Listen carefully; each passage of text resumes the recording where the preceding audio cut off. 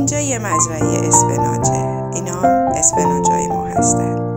اسفناج پر از خاصیت، کلی هم غذا میشه باهاش درست کرد، مثل خورشت آلو اسفناج، کوکوی اسفناج، بعد لازانیای اسفناج، پنکیک اسفناج.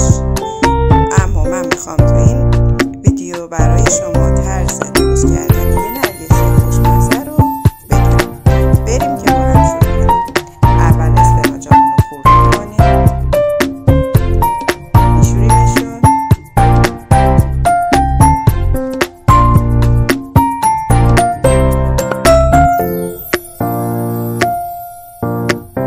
و میریزیم داخل قابلمه تا آبشون کشیده بشه. زیر گازم روشن میکنیم با حرارت ملایم.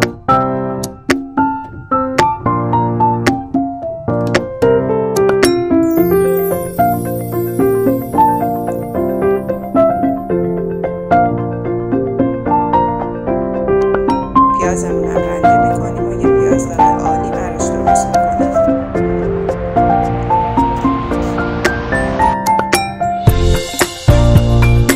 اسفناجامون قشنگ آبشون کشیده شد.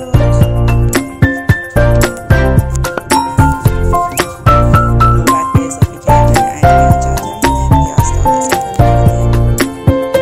آشپزی به نظر من هنر سلیقه‌ای.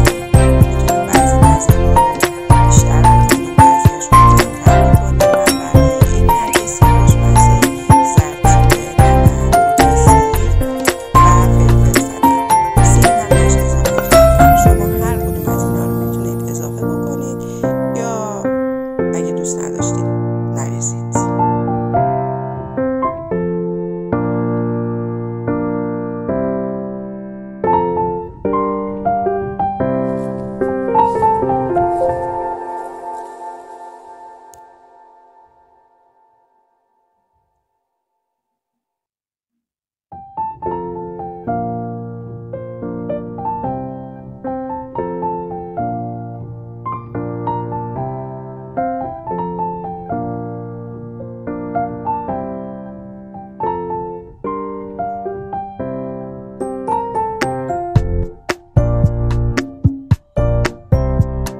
یه مقدار از مایه اسفناج رو میریزیم توی مایتابه به این شکل. البته من به این شکل درست کردم. شما هر مدلی که دوست داشتید میتونید درست بکنید و لذت ببرید.